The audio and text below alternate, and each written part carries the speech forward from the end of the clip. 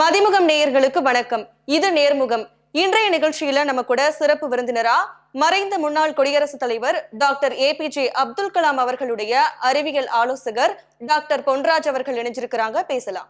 விஜய்க்கே அரசியல் தெரியாத நீ எத்தனை தலைவர்கள் உருவாக்கி இருக்க? இது வரைக்கும் அண்ணாவோட கம்பேர் பண்ணலாமா? நீ விஜயாரது பாட்டுக்களை மட்டும்தான் உன்னால பாட முடிஞ்சதை தவிர நீ நடிச்ச படத்திலிருந்து ஒரு பாட்டு உன்னால பாட முடியாது. நீ உருவாக்குனதெல்லாம் யாரு? புஷி ஆனந்தும் ஆதவர்ஜுனாவும். யாரு? புஷி ஆனந்தும் ஆதவர்ஜுனா ரெண்டு பேருக்கு தமிழே ஒழுங்கா பேச தெரியாது. தமிழ்நாடு ஒட்டுமொத்தமாக சர்வநாமமாக மாறும். உன்னை நம்பி வரக்கூடிய இளைஞர்கள் தெருவில் நிற்பார்கள். நான் சிங்கமா வருவேன், நான் புலியா வருவேன், நான் சிறுத்தையா வருவேன். போ, சிறுத்தையா காட்டில் போய் விளையாடு. ரேம்பாகில் நீ தனியாக போகணும். ஜக்கி வாசுதேவ் மாதிரி தனியாக ஆடிட்டு போகணும். ஒரு பாட்டை கூட போட்டுட்டு ஆடிட்டு கூட போவேன். அட்லீஸ்ட் உன்னை பார்த்துக்கிட்டாவது போவான்ல அந்த வெயிலில். எலெக்ஷன் அப்போ வந்து எவனா எழுதி கொடுப்பான், மேனிஃபெஸ்டோவில் எழுதி கொடுப்பான், நாங்கள் அதெல்லாம் செஞ்சுருவோன்னு எழுதி கொடுத்துட்டு போவீங்களா? 10 நாளில் IAS IPS ஆஃபீஸர்கள் உன்னை காலடியில் விழ வச்சிருவான். 30 நாள் ஜெயிலில் இருந்தால் அவங்கள பதவி நீக்கலாம்னு சொல்லி ஒரு சட்டம் கொண்டாந்துருக்காரு மோடி. அது கொண்டாந்தது தெரியுமா ஐயாவுக்கு? லேட்டஸ்ட்டாக எது நடக்குதுன்னு ஒன்றும் தெரியாது. நீட்டையும் கச்சத்தீவை பற்றி பேச வந்துட்டார். எல்லாரும் பாசிச பாஜக, அது பாய்சன் திமுக, இவர் வந்து ஃப்ளேவர்டு ஐஸ்கிரீமா?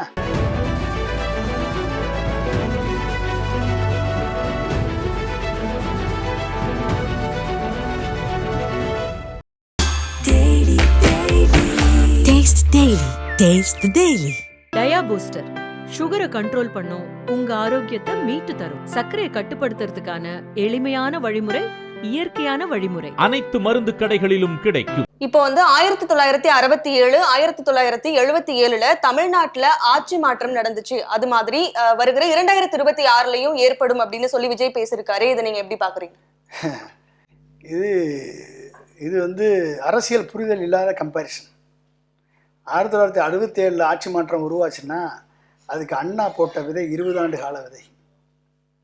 ஓகே, 1947 அண்ணா போட்ட விதை, அண்ணா உருவாக்கிய தலைவர்கள், அண்ணா உருவாக்கிய சித்தாந்தம், பெரியார் கட்டமைத்து கொடுத்த சமூக நீதி பிளாட்ஃபார்ம், சுயமரியாதை பிளாட்ஃபார்ம், பெரியார் உருவாக்கி கொடுத்த சமத்துவ பிளாட்ஃபார்ம், அந்த பிளாட்ஃபார்மில் ஒன்றே குலம் ஒருவனே தேவன் என்று சொல்லி அனைவரும் இன்க்ளூசிவ் சொசைட்டியாக வர வேண்டும் என்று சொன்னால் அரசியல் கட்சி தான் முடியும் என்று சொல்லி அதை கருத்தாக எடுத்து அண்ணா வந்து திராவிட முன்னேற்ற கழகத்தை தோற்றுவித்து 20 ஆண்டு காலம் போராடி NV நடராஜன், EVK சம்பத், நெடுஞ்செழியன்,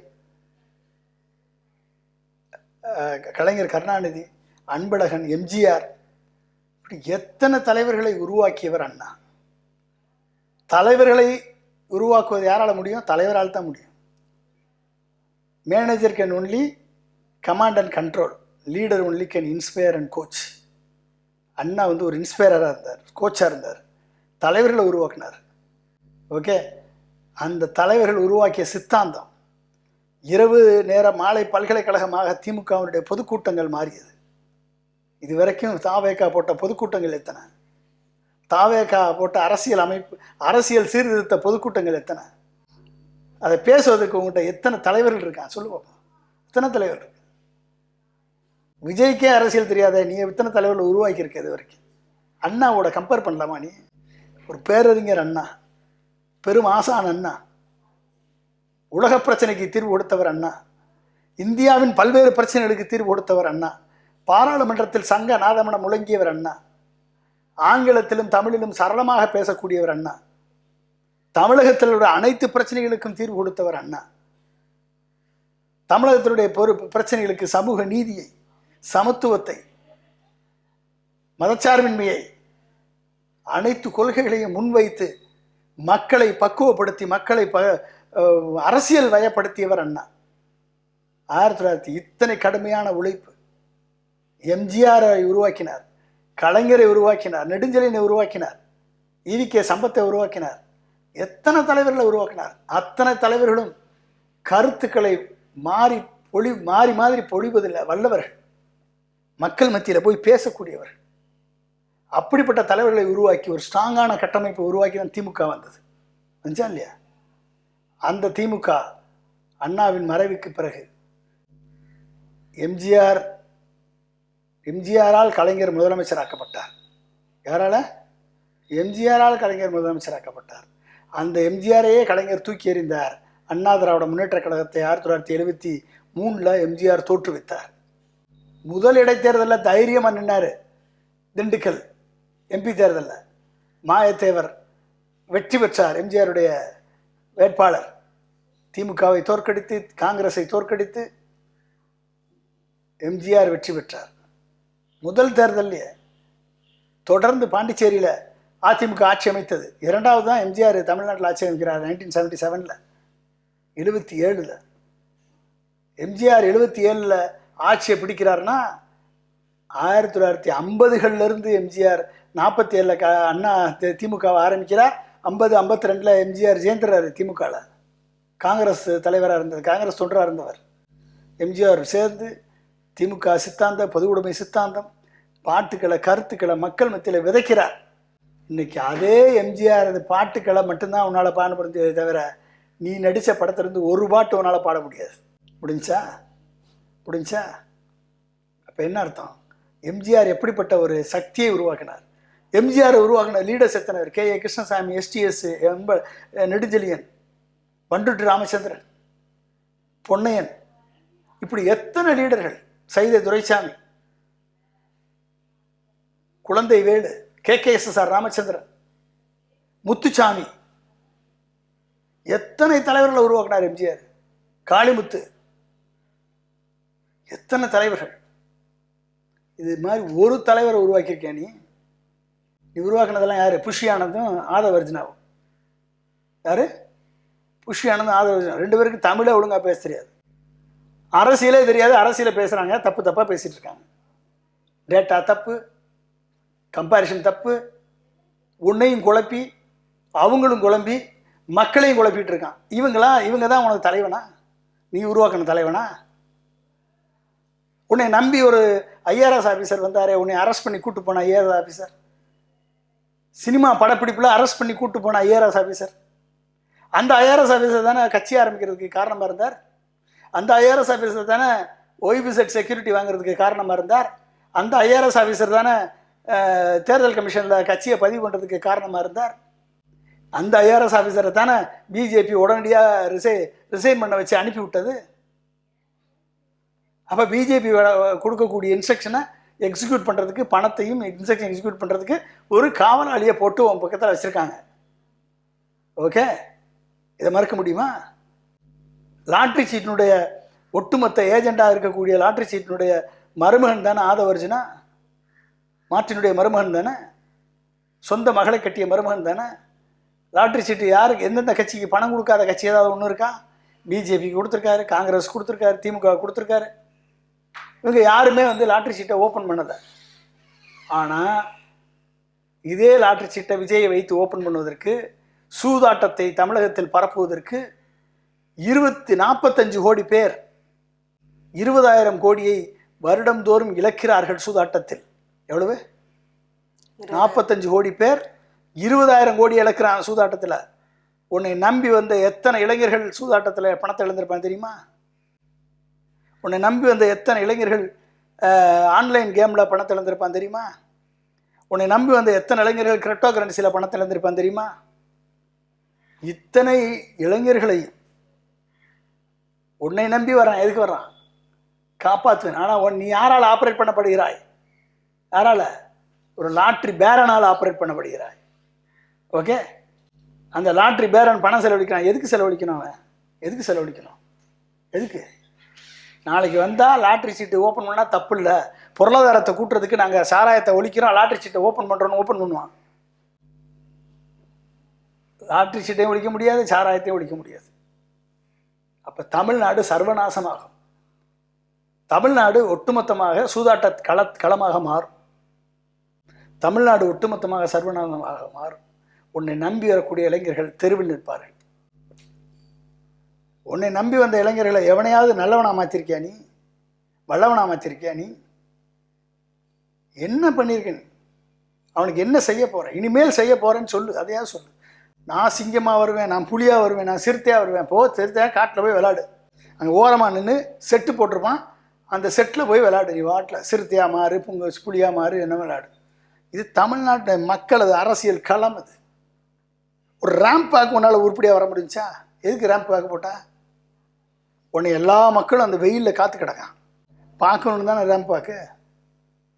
ஒழுங்காக தனியாக போய் நீ ரேம்ப் வாக்கு பார்த்தியா? உன்னை சுற்றி செக்யூரிட்டி அரேஞ்ச்மெண்ட் பண்ணி கொடுத்தாரு புஷி ஆனந்த். அந்த செக்யூரிட்டி அரேஞ்ச்மெண்ட்டெல்லாம் உன்னை சுற்றியே செக்யூரிட்டி ஓடி வந்தானே, அப்புறம் எப்படி மக்கள் உன்னையே பார்ப்பான்? எப்படி பார்ப்பான்? உன்னை சுற்றி எல்லாரும் செக்யூரிட்டியாக நின்றுக்கிட்டான்னா அந்த ரேம்ப் வாக்குடைய தேவை என்ன? ரேம்ப் வாக்கில் நீ தனியாக போகணும், ஜக்கி வாசுதேவ மாதிரி தனியாக ஆடிட்டு போகணும். ஒரு பாட்டை கூட போட்டுட்டு ஆடிட்டு கூட போவேன். அட்லீஸ்ட் உன்னை பார்த்துக்கிட்டாவது போவான்ல. அந்த வெயிலில் சாப்பாடு இல்லாமல் தண்ணி இல்லாமல் கிடக்கான்ல, அந்த வெயிலில் இருக்கவனை பார்த்த உடனே கிளம்பிட்டான்ல. கிளம்புனானா இல்லையா? கூட்டம் கூட்டமாக வெளியேறினானா இல்லையா? பார்த்தோமா இல்லையா நம்ம கண்ணு முன்னால்? உன் பேச்சை கூட கேட்கறதுக்குல பொறுக்கலை, பார்த்த உடனே கிளம்பிட்டான். அவன் ஊரை நோக்கி போயிட்டான். போதும்டா, பார்த்தாச்சுரா, பிரம்மாண்டத்தை பார்த்தாச்சுரா, விஜயை பார்த்தாச்சுரா, முடிஞ்சு போச்சா? இவ்வளோதான் அவனுடைய ஆட்டம், அரசியல் ஆட்டம். இதுதான் அவனுடைய அரசியல் ஆட்டம். தம்பி, களம் வேற. விஜய், வரவேற்கிறேன், அரசியலுக்கு வந்ததை வரவேற்கிறேன். வரணும், இன்னும் கற்றுக்க வேண்டிய ரொம்ப இருக்கு. உனக்கு இருக்கக்கூடிய அந்த அரசியல் அறிவு உன்னை சுற்றி இருக்கவனை கேள்வி கேட்கக்கூடிய பக்குவம் உனக்கு இன்னும் வரல. கேள்வி கேட்டு சரியான டேட்டா வாங்குறதுக்கு உனக்கு பக்குவம் வரல. அதே மாதிரி விஜய் பேசும்போது சொல்லியிருக்காரு, வருகிற 2026 வந்துட்டு ஒன்னு டிவிக்கு, இன்னொன்னு வந்து டிஎம்கே, இவங்களுக்கு இடையில தான் போட்டி இருக்கும் அப்படின்ற மாதிரி சொல்லியிருக்காரு. சொல்லலாமே, அதில் என்ன இருக்கு? நானும் ரவுடி தான் எல்லாரும் சொல்லலாமே. ஒன்று டிவிக்கே, இல்லைன்னா ட்ரம்ப் தான். டிவிக்கே ஆர் ட்ரம்ப், டிவிக்கே ஆர் புட்டின், டிவிக்கே ஆர் ஜெலன்ஸ்கி, டிவிக்கே ஆர் மோடி, டிவிக்கே ஆர் டிஎம்கே. சொல்லலாம், நீங்கள் ஆடானாலும் சொல்லலாம். ஓட்டப்பந்தயத்தில் ஓடணும்ப்பா தம்பி. உசைன் போல்ட்டை விட நான் தான் பதக்கம் வாங்குவேன், நான் தான் உசைன் போல்ட்டு நீ சொல்லலாம். ஆனால் உசைன் போல்ட் ஓடக்கூடிய ஓட்டப்பந்தயத்தினுடைய அந்த களத்துக்கு போகிறதுக்காவது நீ தகுதி ஆகணும்ல. முதல்ல தகுதி வேணுமா இல்லையா? அந்த களத்துக்கு போகிறதுக்கு தகுதி ஆகியிருக்கியா நீ இது வரைக்கும்? 2026 தானே உனக்கு தகுதி தேர்தல். இந்த களத்தில் தனித்து நின்று நீ எத்தனை மக்களது வாக்குகளை வாங்குறான்னு ப்ரூவ் பண்ணி ஓட்டப்பந்தயத்துக்கு தயாராக. நான் இன்னைக்கு 4வது இடத்தில், சீமானுக்கு அடுத்த 4வது இடத்தில் நீ இருக்கிறாய். அவ்வளோதான். யுவர் நாட் அ முதன்மை force, your a fourth force. நீ ஃபோர்த் ஃபோர்ஸ், 4வது force. Your not even alternative force. அதிமுகவுக்கு மாற்று சக்தி கூட கிடையாது. நீ சீமானுக்கு மாற்று சக்தி கூட கிடையாது. Your a fourth force, unidentified force. நீ முதல்ல களத்தில் ஓடணும், ஓடி வெற்றி பெறணும். அதுக்கப்புறம் தான் நான் தான் உசைன் போல்ட்டுன்னு நீ சொல்ல முடியும். சரியா? அதுக்கடையில் நான் தான், எனக்கும் டிவிகேக்கும் டிஎம்கேக்கு தான் போட்டி. யார் வேணாலும் என்ன வேணாலும் சொல்லலாம். உனக்கு என்ன வாய் இருக்கு என்ன வேணாலும் சொல்லலாம், உனக்கு என்ன மேடை இருக்கு என்ன வேணாலும் சொல்லலாம். மக்கள் ஏற்றுக்கணும்ல. நீ சொன்னதை உன் தொண்டர்களே ஏற்றுக்கல, அவன் பாட்டில் போயிட்டானே. எத்தனை பேருக்கு தெரியும்? திமுகவுக்கு போட்டி போடுற அளவுக்கு என்ன பக்குவம் இருக்கிறது? திமுகவுக்கு போட்டி போடுற அளவுக்கு உங்கள்கிட்ட என்ன சித்தாந்தம் இருக்கிறது? என்ன சித்தாந்த தெளிவு இருக்கிறது? எலெக்ஷன் அப்போ எவனா எழுதி கொடுப்பான், மேனிஃபெஸ்டோவில் எழுதி கொடுப்பான், நாங்கள் இதெல்லாம் செஞ்சுருவோன்னு எழுதி கொடுத்துட்டு போவீங்களா? நீ என்ன எழுதி கொடுத்தா நான் உனக்கும் தெரியாது, என்ன இருக்குன்னு அவனுக்கும் தெரியாது. மக்கள்கிட்ட போய் எப்படி சேரும்? 10 நாளில் ஐஏஎஸ் ஐபிஎஸ் ஆஃபீஸர்கள் உன்னை காலடியில் விழ வச்சிருவான். எவ்வளவு? 10 நாள். உனக்கு இருக்கக்கூடிய அறிவில் ஒரே நாளில் காலை விடுவேன். அதுக்கு மேலே இன்னும் ஒன்றும் பண்ண முடியாது. என்ன இப்போ நாலேஜ், அடிப்படை அரசியல் தெளிவு இல்லாமல் 234 தொகுதியிலையும் நான் தான் நிற்பேன். அப்போ எல்லா துறைகளுக்கும் அமைச்சர் நீ தானா? எல்லா துறைகளுக்கும் அமைச்சர் நீ தானா? ஏதாவது ஒரு துறையை பற்றி உனக்கு முழுசாக தெரியுமா? ஒரு துறையை பற்றி கற்றுட்ருக்கியா? அரசியல் கற்றுட்ருக்கியா? உனக்கு பாடம் எடுக்கக்கூடிய யார் இருக்கா? ஒருத்தர் இல்லை. புஷி ஆனந்தும் ஆதவர்ஜுனாவும் உன்னை வழி நடத்திடுவாங்களா?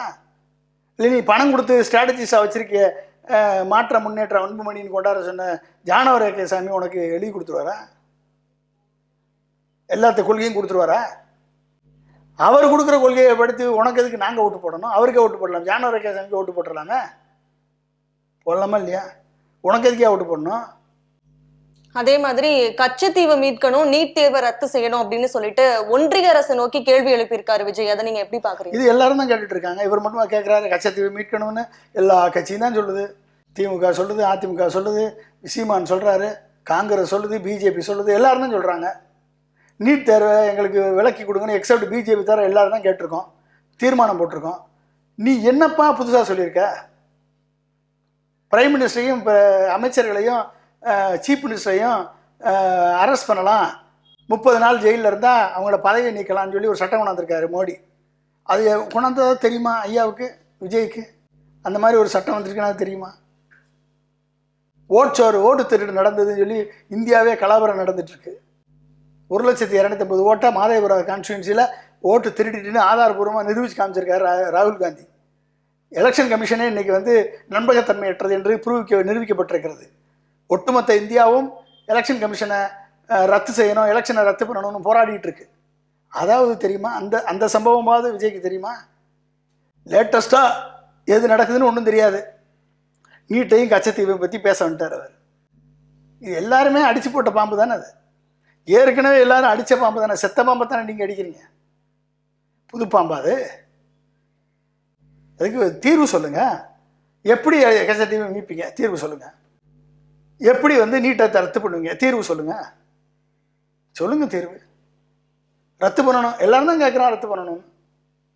எல்லாரும் தான் சொல்கிறாங்க கச்சத்தீவை மீட் பண்ணணும். தீர்வு சொல்லுங்கப்பா. முதன்மை ஃபோர்ஸ்னால் தீர்வு சொல்லணுமா இல்லையா? என்ன எவனோ எழுதி கொடுக்குறதில்ல, மண்டபத்தில் எழுதி கொடுக்குறத பேசிட்டு போகிறதுக்கான கதைவசன மேடையாது, சினிமா மேடையாது, ஷூட்டிங் மேடை மாதிரி ஆக்கிட்டு போயிருக்காங்க. இதை ஒரு பொதுக்கூட்டம் மாதிரி நடத்திட்டு மாநாடை பொதுக்கூட்டமாக முடிச்சுட்டு போயிருக்காரு. அவ்வளோதான். இதில் என்ன இருக்குது? No hope.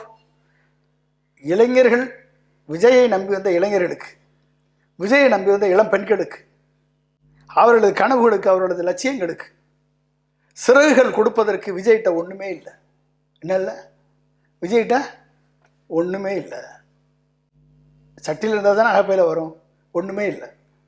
என்னை பாருங்கள், நான் உங்கள் விஜய். உங்கள் வீட்டிலேருந்து நான் உருவாகியிருக்கேன்.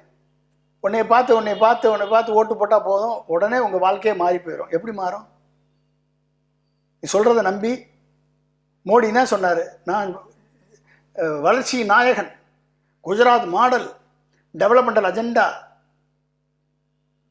மேடைக்கு போனார், மேடைக்கு பேசினார், எதுகை மோனையோட பேசினார், ஏற்ற இறக்கத்தோட பேசினார், அங்கங்கே அழுதார். எல்லாமே ஸ்கிரிப்டடு. பிரசாந்த் கிஷோர் எழுதி கொடுத்த ஸ்கிரிப்டை அழுதார், ஸ்கிரிப்டை வச்சு அழுதார், ஸ்கிரிப்டை வச்சு பேசினார், ஸ்கிரிப்டை வச்சு வீராசனம் பேசினார், எல்லாம் பண்ணார். ஏமாந்து நிற்கிறோமா இல்லையா? இன்னைக்கு மூணு முறையா எப்படா அந்த மோடிட்டு தப்பி போகணும் மக்கள்லாம் கதறிக்கிட்டு இருக்கானா இல்லையா? இப்படிப்பட்ட ஸ்கிரிப்டை எழுதி வசன நடையா பேசக்கூடிய விஜய் அவர்களே, இந்த ஸ்கிரிப்டை நம்பி ஏமாறுவதற்கு தமிழக மக்கள் ஒன்றும் முட்டாள்கள் அல்ல. ஓகே, மோடியவே நம்பாதவர்கள் உன்னை நம்ப மாட்டார்கள் தம்பி, உன்னை நம்ப மாட்டார்கள். இப்போ பாஜகவால அனுப்பப்பட்டவர் தான் விஜய் அப்படின்னு சொல்லிட்டு பரவலா பேசப்படுது. இந்த நிலையில பாஜகவை எதிர்த்து கடுமையான விமர்சனத்தை முன் வச்சிருக்காரு விஜய். வைக்க வேண்டியதான், எல்லாரும் தான் வைக்கணும். ஓவைசி கூட தான் வைக்கிறாரு. ஓவைசி கூட தான் பாஜக எதிர்த்து வைக்கிறாரு. ஓவைசியை நிறுத்தித்தானே ஒவ்வொரு இடத்துலையும் முஸ்லீம்கள் ஓட்டுகளை பிரித்து பிஜேபி வெற்றி பெற்றது. மாயாவதி கூட பிஜேபி எதிர்த்து தான் போராடினாரு. மாயாவதி கூட பிஜேபி எதிர்த்து தான் களத்தில் வேட்பாளர் நிறுத்தினாங்க உத்தரப்பிரதேசத்தில். அந்த தலித் வேட்பாளர்கள் ஓட்டுகள்லாம் தனியாக பிரித்து பிஜேபி வெற்றி பெற்றதா இல்லையா? அது மாதிரி தான் விஜய், அது மாதிரி தான் சீமான். இவர்கள் எல்லாம் அவர்கள் கொடுத்த அஜெண்டாவை பெரியாரே மண் என்று சொல்லக்கூடிய அளவுக்கு சீமான் இருக்கிறார் என்று சொன்னால் சீமான் யாருடைய கையால் என்பது விளங்குமா இல்லையா? பிஜேபி எதிர்த்துட்டோன்னு சொல்லி வசனம் பேசக்கூடியவங்க இன்னைக்கு எந்த லெவலில் பிஜேபியை உண்மையாக எதிர்ப்பார்கள் என்பதற்கு ஏதாவது ஆதாரம் இருக்கிறதா? அடிப்படை ஆதாரம் இருக்கா? 4 கச்சத்தீவை மீத்து கொடுங்க, நீட்டை ரத்து பண்ணுங்கன்னு சொன்னா போதுமா? வெற்றி பெற முடியுமா? அதே மாதிரி பேசும்போது என்ன சொல்லிருக்காரு? பாசிச பாஜக, பாய்சன் திமுக அப்படின்னு சொல்லிட்டு விமர்சனம் செஞ்சிருக்காரு. இதை பத்தி நீங்க என்ன நினைக்கிறீங்க? ஆமா, எல்லாரும் பாசிச பாஜக, அது பாய்சன் திமுக. இவர் ஃப்ளேவர்டு ஐஸ்கிரீமா? அவங்க பாய்சனு, அவர் பாசிசம், இவர் ஃப்ளேவர்டு ஐஸ்கிரீமா? இதெல்லாம் என்னது? சினிமா வசனங்கள். இதெல்லாம் பஞ்சு டைலாக். இந்த பஞ்சு டைலாக்கெல்லாம் நடக்காது தம்பி. ஓகே, உப்புக்கல்லை வைரம் என்று சொன்னால் நம்பி ஒப்புக்கொள்ளும் மூடருக்கு முன்னால் நாம் உளறி என்ன கதறி என்ன ஒன்றுமே நடப்பதில்லை போடா ரொம்ப நாளா என்று பட்டுக்கோட்டை சக்கரவர்த்தி திருமகளில் எம்ஜிஆருக்காக எழுதியிருப்பார் பாட்டு. ஓகே, உப்புக்கல்ல வைரம்னு நம்பக்கூடிய விட்டில் பூச்சிகள் இருக்கும் வரை இந்த விட்டில் பூச்சிகள் விளக்கு வெளிச்சத்தில் கவரப்பட்டு அந்த குறைந்த நேரமே வாழக்கூடிய விட்டில் பூச்சிகளாகத்தான் இது இருக்குமே ஒழிய இந்த விட்டில் பூச்சிகளால் எந்த விதமான நன்மையும் நாட்டிற்கு வராது. இறுதியா ஒரே ஒரு கேள்வி சார். 234 தொகுதியிலையும் விஜய் தான் வேட்பாளர் அப்படின்னு சொல்லியிருக்காருல்ல, அதை பத்தி நீங்க என்ன நினைக்கிறீங்க? மக்களை முட்டாள்கள் என்று யாரை நம்புகிறார்களோ, யார் நினைக்கிறார்களோ அவர்கள்தான் ஜனநாயகத்திற்கு எதிரான கருத்தான இந்த கருத்தை இப்படி சொல்ல முடியும். எவன் காலில் விழுந்து கும்பிடுறானோ, எவன் குனிஞ்சு கும்பிடுறானோ, எவன் கூட கும்பிடு போடுறானோ, எவன் நான் தான் எல்லாத்துக்கும் காரணம்னு சொல்கிறானோ, எவன் நான் தான் என் முகம்தான் என்னால் தான் என்று எவன் நினைக்கிறானோ அவன் அகங்காரத்தால் அழிவான் என்பதற்கு இதை விட வேறு சான்று கிடையாது. இவ்வளவு நேரம் என்னுடைய கேள்விகளுக்கு தெளிவான விளக்கத்தை கொடுத்தமைக்கு நன்றி. மிக்க நன்றிமா.